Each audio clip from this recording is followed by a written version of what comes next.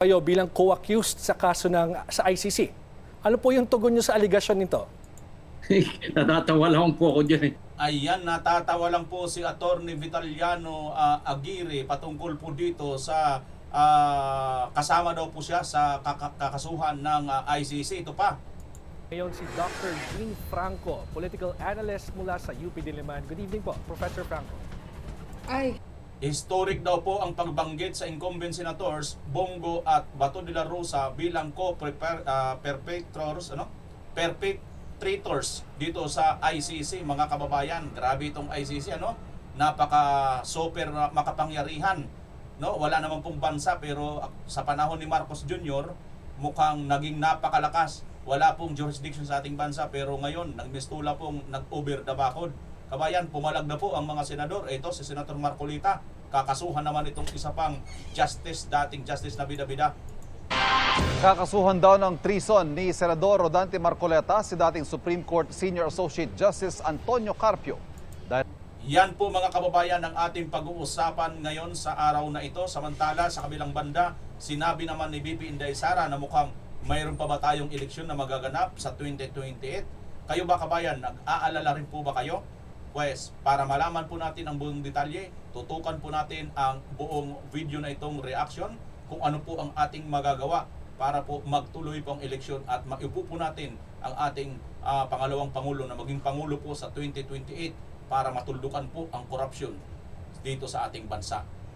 Panoorin natin ang buong detalye mga kababayan ditong magaganap na debate ni Senator Marcolita at ni Justice Secretary dating Justice Carpio. Sa tingin nyo, sino ang mananalo? Ako ngayon palang mga kababayan, pumupusta ako. Hindi na ako nagsusugal panalo rito si Marcolita. Ito palang na argumento na ito mga kababayan, nakalkalan itong si Carpio. Kaya pala napakaingay nito. Siya pala ang may maitim na baho na itinatago. Dahil sa isinulot itong desisyon sa isang kaso noong 2011, kaugnay ng teritoryo ng Pilipinas. Sinagot naman siya ng retiradong mahistrado. Nakatutok si Mav Gonzalez. Sa kanyang TV show, sinabi ni Senador Rodante Marcoleta na kakasuhan niya ng treason si dating Supreme Court Associate Justice Antonio Carpio. Sabi ng senador, dahil ito sa desisyon aniya ni Carpio na paliitin ang teritoryo ng Pilipinas sa kasong Magallona versus Ermita noong 2011. Sabi ni Marcoleta, pumayag si Carpio sa argumento ng gobyerno na paliitin ang territorial sea natin dahil makakakuhaan niya tayo ng ganansya o advantage sa ating exclusive economic zone. Dagdag ni Marcoleta, sa isinumite ng Pilipinas na Volume 2 o Atlas of Relevant Features sa Arbitral Tribunal, malinaw na hindi raw kasama sa teritoryo natin ang Kalayaan Group of Islands. Ang puting bahagi, nakamarkang West Philippine Sea. Ang asul na bahagi naman, tinawag na High Seas, na bahagi ng karagatang walang may-ari. Nandito sa asul na bahagi ang Pagasa Island. Base rin aniya sa mapang ito, nasa labas ng teritoryo ng Pilipinas ang iba pang isla sa West Philippine Sea, gaya ng Parola, Kota at Panata. Kaya tanong ni Marcoleta, bakit hindi isinama sa mapa natin yung mga features na okupado ng mga Pilipino? Gobyerno aniya ng Pilipinas ang nagsumiti nito sa tribunal kasama sina Justice Carpio at Maritime Law Expert Attorney J. Batong Bakal.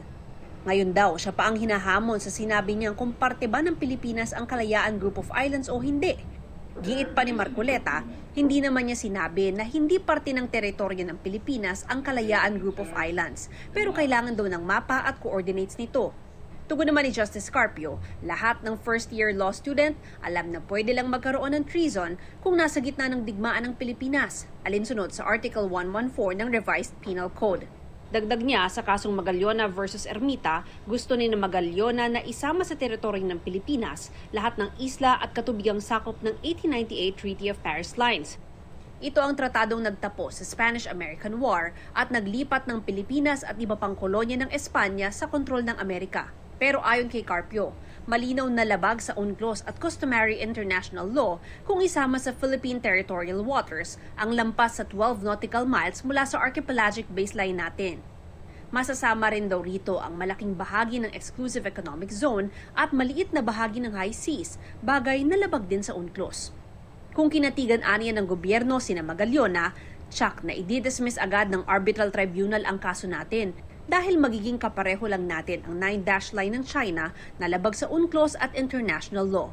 Sabi naman ni dating Senador Francis Tolentino na author at sponsor ng Republic Act 12064 o Philippine Maritime Zones Act, hindi na kailangang gumawa ng mapa ng Pilipinas. Wala po nagre-require sa atin mag-produce ng mapa. Iba po ang mapa. Ang mapa po ay cartographic drawing lang po yun. Ang pinaka-precise po scientific ay yung coordinates na na-produce po natin sang-ayon sa Republic Act 9522 noong 2009. Nakaayon aniya sa UNCLOS lahat ng nilalaman ng Philippine Maritime Zones Act. Nang tanungin naman kung makakatulong ba ang hamon ni Senador Marcoleta na debate, Gugulo lang. They're entitled to their own opinions or sentiments on this. Pero yung paulit-ulit kong sinasabi, international law is not based on one's personal opinion. ang dapat daw isulong muli ay dialogo sa pagitan ng Pilipinas at China. Para sa GMA Integrate, Nagpaparamdam na naman to si Tol, mga kababayan. Baka gusto na naman magparamdam sa mga Duterte. Nako, wala ka na, Tol. Sorry, Tol, ha? Diyan ka na lang, Tol. Paramdam ka na lang sa mga dilawan at sa mga pulahan kasi bumaliktad ka sa kasagsagan ng laban, di ba? Sa kalagitnaan ng laban, eh. Alam mong isa ka sa mga inaasahan sana noon, eh. Kaso, ayan, bumaliktad ka biglaan, kaya isa ka rin sa talagang bumaliktad din ang desisyon ng taong bayan sa iyo. Sorry na lang, no? At ang sinasabi niya nga, magugulo lang daw. Hindi, mga kababayan, dapat talaga ito magkaroon ng debate. At ako, naniniwala ako, kasi nga po, kanya-kanyang opinion eh, kanya-kanya kayong reaction dyan eh. Kahit nga dito sa ating pagbablog, mga kababayan, lahat tayo dito, mapakabilang kampo, may mga kanya-kanya kaming opinion. Ha? Kahit nga mismo kaming mga magkaka-Duterte supporters, iba't iba ang mga opinion namin eh. May mga iba pa nga tayong mga kasamahan na hindi nagkakasundo, di ba? Mga kababayan. Pero just for the sake of arguments at para kahit pa paano may malinawan pa rin, maganda rin yung mayroong mga debate, no? Just healthy debate, no? Kasi nga binabanatan nila si Senator Marcoleta patungkol dito sa KIG, no? Itong Kalayaan Island Group na sinabi daw ni Senator Marcoleta na ipamigay, hindi naman po ito niya sinabi. Kundi ang konteksto dito, pinutol nila, in-splice nila para patunugin, na yun yung sinabi. Kundi nagbigay lang si Senator Marcoleta ng isang halimbawa na kung ganitong senaryo ang gusto ninyo mangyari, ganito ang mangyayari. Let's say, halimbawa, bago nyo makuha yan, bago nyo makuha yung gusto ninyo, dapat isacrifice ninyo ito.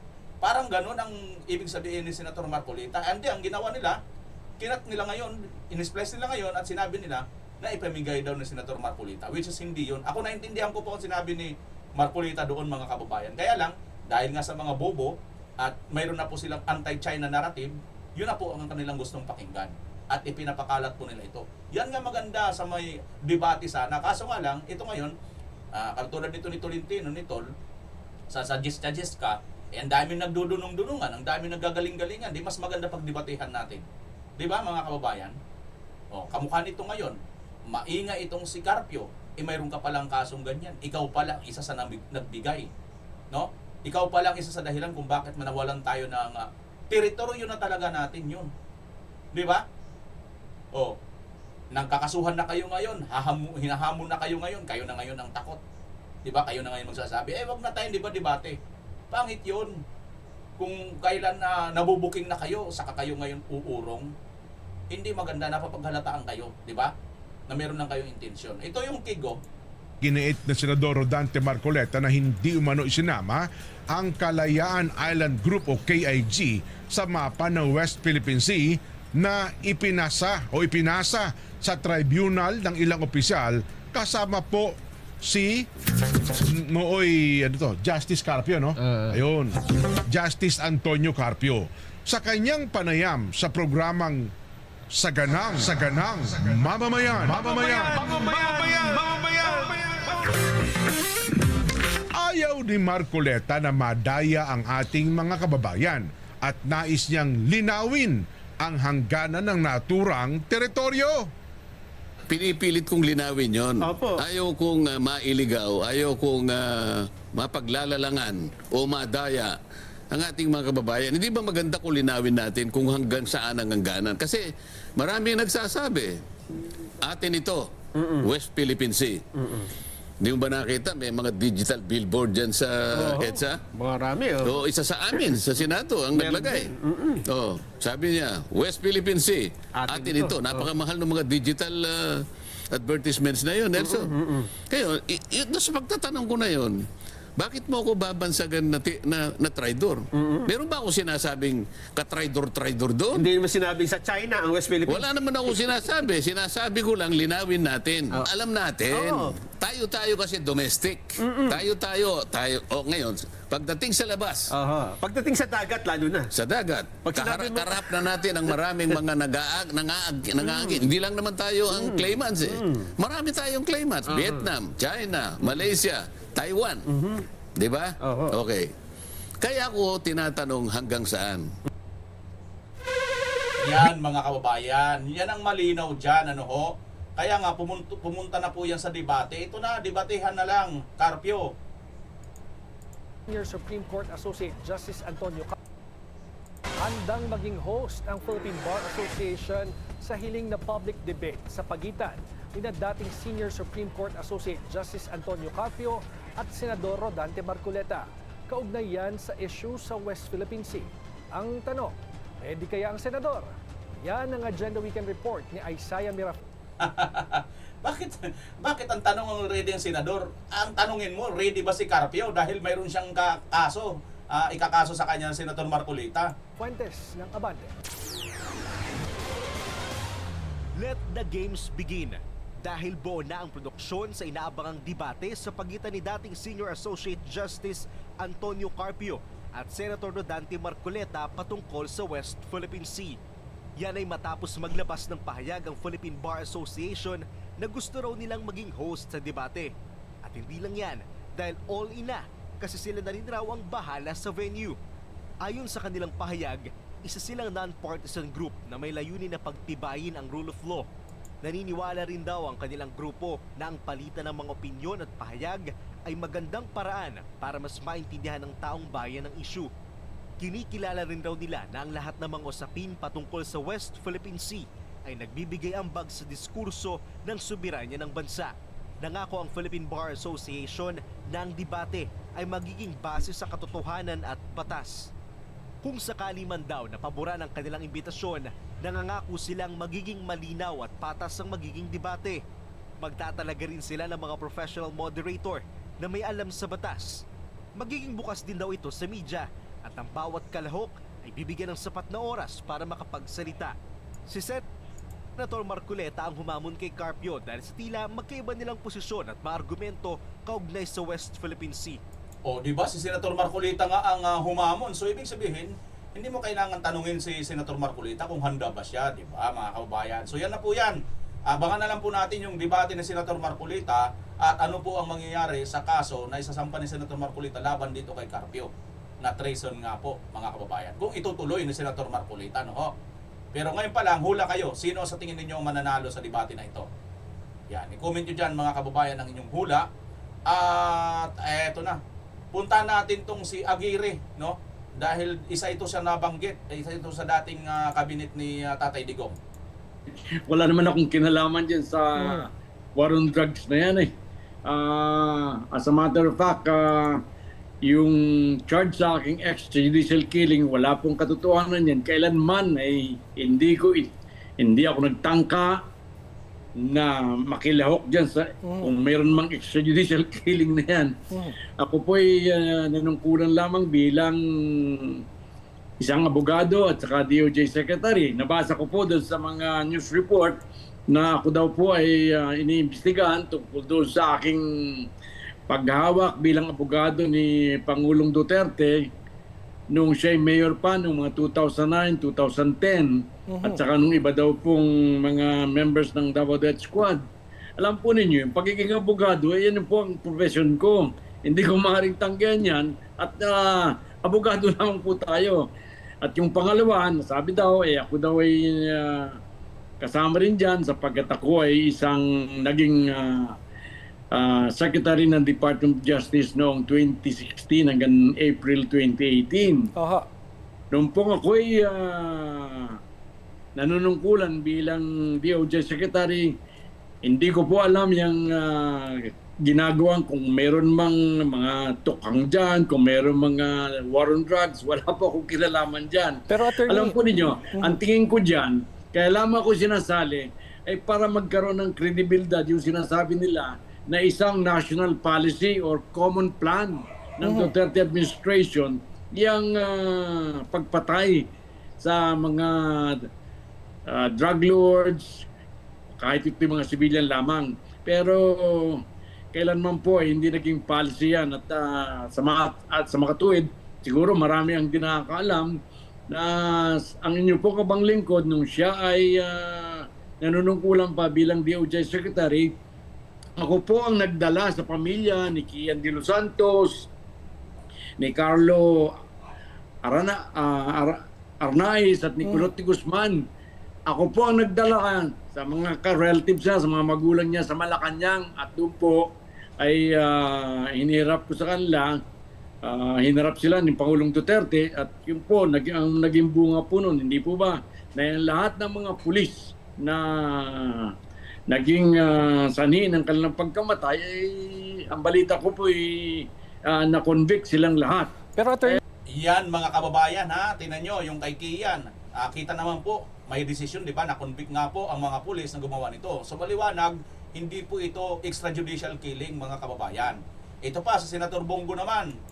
Pinamulaanan ni Senator Christopher Lawrence Bongo ang anyay mga aligasyong nakasaad sa dokumentong inilabas ng International Criminal Court o ICC na nagmula sa Office of the Prosecutor. Partikular itong tumutukoy sa umano'y mga co-conspirators o kasabwat sa kasong crimes against humanity na kinakaharap ni dating Pangulong Rodrigo Roa Duterte ng War on Drugs campaign. Tinawag ni Senator Bongo ang pahayag ng ICC prosecutors na walang batayan. May pinapanigan at hindi patas. Iginit din niya na wala itong kaugnayan sa mga tungkulin at responsibilidad nung siya ay nagsilbing Special Assistant to the President mula June 2016 hanggang October 2019. Gayun din noong siya ay nagsilbing Executive Assistant to the Mayor of Davao City mula 1998 hanggang 2016. Paglilinaw pa ng senador, hindi kailanman siya napabilang nagkaroon ng kaalaman o nagkaroon ng otoridad sa mga naturang aligasyon. Mali rin niya na ang pahayag na siya ay naging Chief of the Presidential Management Staff noon dahil hindi kailanman napunta sa kanya ang responsibilidad na iyon. Kita nyo mga kababayan, di ba? Pati si Senator Bongo nakakagulat talaga na isinama nila dito. Ito pa. Alamin natin kung ano itong sinasabi dito ng ano. makakausap naman po natin ngayon si Dr. Jean Franco, political analyst mula sa UP Diliman. Good evening po, Professor Franco. Ay, hello. Good evening. Ano po ang nakikita niyong implications o impact nitong pagpangalan kina Senador Bongo at Bato de la Rosa as co-perpetrators po ni dating Pangulong Duterte sa kaso sa ICC? Well, unang-una na, malaking ginhawa ito para sa mga naging biktima ng war on drugs, no? Nagbibigay ito ng malaking pag-asa sa kanila na sooner or later, meron silang hustisyang makakamit. But in terms of the political climate sa Pilipinas, ano po ba ang nakikita niyong mga impacts nito? Well, of course, titindi syempre yung polarization. Hindi natin alam kung ano yung... Sorry, Doc, yung sinasabi mo kanina, malaking ginhawa ito para doon sa mga biktima di umano ng war on drugs. Pero ang tanong ko lang sa iyo, Doc, ito ba ay ginhawa rito sa mga biniktima naman ng mga adik? Kabayan, di ba? Kayo ba? Mayroon ba dito mga viewers ko na biktima ng adik? Nagahasa, na rape, napatay, na maltrato ng kamag-anak na adik, adik sa kanto, adik sa daan? Mangyayari, no? Pag, in case nga magkakaroon ng arrest. But also in the Senate, syempre, first time ito, no? Na historic ito na may dalawang incumbent senator na yung isa may sabi, baka daw may although wala pa naman lumalabas na warrant of arrest, may sinasabi ma-arrest na anytime. Tapos may isa na minention as co-perpetrator, no? Si Senator Bongo. So Dito kay Senator Bongo, mga kababayan, parang napaka-imposible talaga, ano? Sabihin na lang natin dito kay Senator Bato, kasi nga sa Senator Bato noon ng chief PNP chief noong panahon ng war on drugs. Sabihin na lang natin na medyo malapit-lapit kung sakasakali man magkatotoo itong mga sinasabi nila. Pero mga kababayan, kay Senator Bongo, no, parang napakalabo, napakahirap paniwalaan. Kaya ang nangyayari dito, kabayan, obvious na ito ay political political ano lang nila ito, style or move, political moves ito nila. Siyempre itong mga ito mga Duterte allies, di ba? At dito sa kinakaharap na impeachment ni BP Inday Sara Duterte, tiyak boboto ito para kay BP Inday, mga kababayan. So pinipilayan talaga nila, maliwanag yan. Si Senator Marcolita naman, kinakaladkad nila dito sa anti-China narrative. Kita nyo yung galaw nila, di ba? Ganyan na ang galaw nila, mga kababayan. Pinipilayan talaga nila lahat ang mga Duterte allies senator. So wala napakababaw ng kanilang mga reasoning para kaladkarin po nila itong mga Duterte ally at Duterte senator, mga kababayan. Ngayon, balikan natin ano ba itong ICC na ito. Tingnan nga natin yung ICC justice system. Pakinggan natin itong. Sanay na sanay tayong mga Pilipino sa sistema ng hustisya sa Pilipinas na liban sa kawalan ng jury system ay medyo hango pa rin sa American adversarial courtroom model. Ito po ang sistema kung saan ang depensa at ang prosekusyon magbabanggaan ng matindi sa isang korte. At ang hukom ay parang referee na mamimili kung sino sa kanilang dalawa ang merong katwiran. So, pagalingan ng paghahalungkat ng mga ebidensya at minsan pagalingan sa pagtago ng ebidensya at ng mga testigo. Pero baka magulat at malito kayo kapag natuloy na po ang kaso ng Crimes Against Humanity ni dating Pangulong Duterte sa International Criminal Court. Iba kasi ang patakaran sa ICC. Ito pong tinatawag na inquisitorial system kung saan ang focus ng korte ay fact-finding. Ang alam ko lang, ang focus ng ICC ay brasuhin. Pag nasa kanila na, wala na silang pakialam kung may mali na napunta sa kanila ang isang akusado. Maliwanag yan sa sikat ng araw. Si Tatay Digong nakarating dyan, kinidnap, hindi na nila yung kinwestiyon. Kaya wala po itong ICC, wala po tayong maaasahan dito. Pangalawa, wala na po silang jurisdiction sa Pilipinas. Dalawang ground na napakalalaki na which is mismo sa kanilang batas, nilabag nila. Kaya anong aasahan natin dyan sa ICC, mga kababayan? Wala na po tayong aasahan dyan. No? Kaya wag na po tayong umasa dyan. Kaya ito na lang, si BP Inday na lang ang pakinggan natin. At ito, bakit nila ito ginagawa? Kasi po, ito po yon, mga kababayan. Panoorin natin kung bakit ito nila ginagawa. Ilan mang impeachment complaints ang ihain laban kay VP Sara? Kumbinsido ang isang political analyst na maaabsuelto ang vice-presidente. Ang pagkilos daw kasi ng Senado sa survival nakadepende. Nagbabalik si Dexter Ganibe para sa detalye.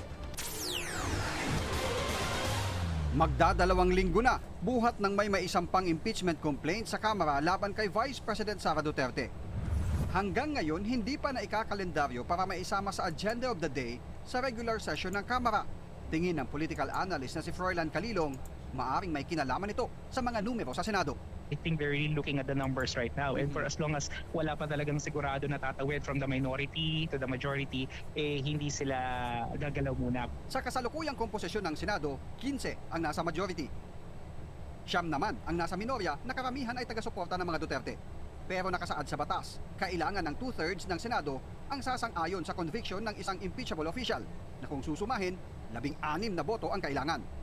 Maaresto man ng ICC at makulong man anya sina Senators Bato de la Rosa at Bongo, isama na pati ang mga nasasangkot at iniimbestigahan kaugnay ng flood control scandal na sina Joel Villanueva at Jimboy Estrada, maaari pa rin silang bumoto hanggat wala pang pinal na conviction ng korte sa kanila. Sa ilalim po kasi ng ating... Ayan na, mga kababayan. Sa ilalim pala ng ating saligang batas, pwede pa rin bumuto kahit maaresto. Iyak tawa na lang ang mga dilawang tae dito, mga kababayan, at ang mga nag-aasam na ma-impeach si BP Inday sa siyam na ito. Grabe. Kaya naman pala ginagawa nilang lahat Wala, kulang na po talaga, kapos na po talaga sila sa panahon. Ulitin natin, ang ganda nito mga kababayan, no? Conviction ng korte sa kanila. Sa ilalim po kasi ng ating batas, a senator under arrest can technically retain yung kanyang seat unless may conviction na with finality o kaya siya ay nag-resign o na-expelled by a 2/3 vote. So in the short term, the Senate will remain intact. Naniniwala naman si Professor Calilong na uusad. Mga kababayan, the Senate will remain intact. Isang taon lang po ito mga kababayan. Alam naman po natin, dito po sa batas natin sa Pilipinas, aabot po yan ng isang taon mahigit. Itong ICC nga, di ba? Hindi pa nag-uumpisa, isang taon na si Tatay Digong doon. Tama hindi, mag-iisang taon na si Tatay Digong sa March 11. Ano na ngayon, malapit na tayo mag-March. So, dito pa lang mga kababayan, wala na po talagang kapag-asa itong impeachment nila labang kay VP Inday. Bagamat pilit po nilang ginagawa ng paraan, papa-aresto nila lahat ng mga senador, ng mga kakampi ni VP Inday, papa-ICC. Towards dito kay VP Inday mga kababayan. Sa full impeachment trial, sakaling umakyat sa Senado. Kaso kahit mangyari yon, ayon dito sa profesor, based dito sa ating batas mga kababayan, hanggat walang conviction, at alam naman po natin hindi agad-agad makukonvict yan, at finality pa nga, mga kababayan, ay hindi pa rin nila makukuha ang boto ng mga yan. Ibig sabihin, makakaboto pa rin itong mga senador na kakampi ni VP Inday. Palakpakan natin mga kababayan, paiyakin natin na itong mga tarang-ugag na ito. Doong impeachment case ni VP Sara. Pero kung sakaling umabot man anya ang botohan sa kung iko-convict o hindi ang VP, mas malamang na ma-acquit ito dahil hindi aabot sa 16 ang boboto para i-convict si Duterte. Magugulitan noong unang bahagi ng 20th Congress, 19 ang bumoto para i-archive ang naunang impeachment sa VP. Kasama na rito ang karamihang nasa kasalukuyang mayorya ngayon, gaya ni na Majority Leader Mig Zubiri, Senators Loren Legarda, JB Ejercito, Sherwin Gatchalian, Pia Cayetano, Lito Lapid, Erwin at Rafi Tulfo, magkapatid na Mark at Camille Villar. I highly doubt it if they could still muster enough strength to actually file another impeachment complaint by next year. Kasi sa ngayon pa lang nararamdaman na ng ating mga kababayan, may impeachment fatigue na po tayo Mawawala na ng traction yan because the President is already entering the lame duck phase of his presidency. Umaasa naman si Calilong na hindi hahantong ang administrasyon sa pananakot sa ilang nasa minorya na may kinakaharap na investigasyon sa flood control scandal para himuking lumipat sa mayorya o bumoto para sa conviction kapalit ng pagbinbin ng kanilang kaso. Para sa Agenda Weekend. Yun lang mga kababayan. Katulad din natin ninyo, asa din tayo na wag naman tuluyang takutin at magpatakot ito pang mga senador na nasa minorya. Kasi po yung nasa majority, alam naman po natin kung nasaan ang mga buntot nila. Yung mga buntot po nila andun, sinabit po nila doon sa Malacanang. Kaya hindi po nila mahila-hila kabayan. Nahila pang buntot ng mga anigang. Di ba? Ganyan po mga nangyayari mga kababayan. Yung pala ang purpose nila dito sa ICC na ito. At ito namang ICC na ito, bastos ito sa hudikatura ng ating bansa. Ako, kung ako lang yung abogado at may pera ako, ay hindi ako abogado, may kakayahan lang ako. Sampahan, questionin po itong ICC. Oo, hindi po ito member ng Pilipinas, pero kung makaasta ka, alam mo kung sino. At kung sino man ang magbida-bida dito, katulad ng ginawa kay Tatay Digong, kasuhan na rin. Di ba? Kasuhan na rin, katulad ni Tory noon. Dapat talaga kinakasuhan talaga. No? Kasi nga, mali. Against your will. Pinadala ka doon. Kasi, mangyayari lang yun, na i-extradite ka, dadaling ka sa ibang bansa, kailangan kang dumaan sa korte natin. Wala pong dinaan ng korte. So, ibig sabihin, sa pilitan, kidnapping po ang tawag dyan. Tama hindi? Kung tama ang pag-uutak mo, wala kang tama ng pulburon, agree ka. Pero kung ang tama mo ay pulburon, yon, disagree ka sa akin sinasabi. Di ba? Yan mga kababayan. Dahil dyan, itong si VP Inday Sara ay nangangamba na mukhang wala na po tayong maaasahang 2028 election. Kung si Vice President Sara Duterte tatanungin, kaduda-duda umano ang mga kinikilos ngayon ng kasulukuyang administrasyon, kaya't Nangangamba siya na hindi matuloy ang presidential o national election sa taong 2028. Ginit po ng kalawang Pangulo na sa kabila po ng samot-saring problema ng Pilipinas ay wala naman daw maayos na trabaho ang gobyerno para resolbahin ang kaliwat kanang anomalya at korupsyon sa bansa. Kaya naman, buwelta ng Malacanang kay VP Sara Pangamba ni VP Sara dahil sa mga nangyayari ngayon, palubog na ang bansa. Assuming na meron pa tayong bayan na tatawagin na Pilipinas sa 2028 at merong eleksyon na mangyayari. Kasi kaduda-duda din yung galawan ng administrasyon ngayon, di ba? Mag-iisip ka, bababa pa ba ito? Hindi. May mangyayari pa bang eleksyon? O wala na? Pero sagot na rito ng Malacanang, yan pa, yung mga ganyang klaseng pananalita, manggagaling mismo sa Vice Presidente, alam naman niya po kung ano ang sinasabi ng batas. Abogado siya. Sana ginagamit naman po niya ang kanyang pananaw, hindi lamang sa paninira. Hindi naninira yan. Sinasabi lang ni VP Sara ang realidad. Kung mayroon pa ba tayong bansa ngayon na matatawag at matutuloy pa bang eleksyon. Kasi nga ang nangyayari ngayon, ang galaw din ng Malacanang ay mukhang ayaw na nila magkaroon ng eleksyon. Kapit ko na lang po sila kasi ayaw po ninyong makulong lahat. Makukulong po kayo. At ito nga po mga kababayan, mismo na si Drilon na isang matatag na dilawan ay nagsasabi ng si VP Inday ay hindi na po ninyong mapipigilan. No? Panoorin natin ito, kabayan. Hindi lamang ang mga BBM gang at loyalist ang may gustong matumba si VP Sara bago 2028. Yan din pong grupo ni Risa Ontiveros. Opo. Kaya they have this tactical alliance right now. Na they have this common foe that they have to defeat in 2028. And they're trying to do that sa impeachment. Kasi pag i-election mo ngayon, sinabi na ni former Senate President Franklin Drilon at ni former Ombudsman Conchita Carpio Morales na VP Sara is the woman to beat kung mag-election tayo ngayon. Yan po mismo kay Senate President Drilon na isa sa mga dating chair pa nga ng Liberal Party. Ano? Kaya ngayon awkward yung para sa akin na awkward yung Liberal Party kasi dati talagang on its own position talaga siya versus Nationalista Party doon sa kay Duterte versus Liberal Party ganun. Ngayon may koalisyon na sila sa mga kaliwa. Ito yung Risa Ontiveros sa Akbayan Party. So do you think that coalition is going to be enough to defeat Vice President Sara? Sa akin po, matatalino na ngayon ang mga botante. Kasi iisipin nila, bakit itong partido na ito na dating sinasabi magnanakaw itong tao na to, ngayon ayos lang sumiping ito sa administrasyon na ito. Parang lumalami ang kanilang paninindigan. Sabi nyo, ganito, magnanakaw siya ngayon. Hindi kayo makapagsalita. Dati never again. Oo, dati never again. Ngayon together again. Together again. Together again. Sana po mag-isip yung mga tao na ito bang mga ito dapat bang bigyan ng kredibilidad? Dahil kumbaga sumisiping ka sa dati mong kaaway para lang magapi itong malakas na kandidato. Matindi ang mga pinaglaban nila. Tapos bigla ngayon ayaw na nila ng BBM resign. Opo. Napansin ko, Makabayan lang ang nagsasabing BBM resign o Sara resign. Ang Akbayan ay hindi nagsasabing BBM resign. Which is an indication for me na meron na nga sila. Meron silang tactical alliance o meron silang opening for a tactical alliance with the BBM gang in 2028. Yan po ang dapat malaman ng mga Pilipino, ng mga kababayan natin dahil po asiwa po ako sa mga ganun na ideology ng kaliwa tapos sasama na naman sa Marcos gang para lang po sa kanilang desire for power na yan mga kababayan, hindi lang po yan desire for power.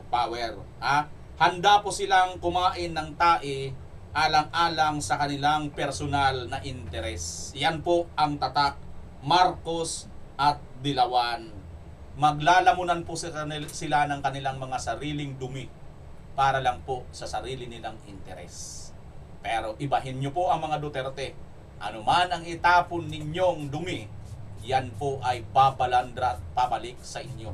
Sapagkat ang taong bayan kitang-kita kayo at kitang-kita kung sino ang naglilingkod ng maayos sa kapakanan para sa bayan.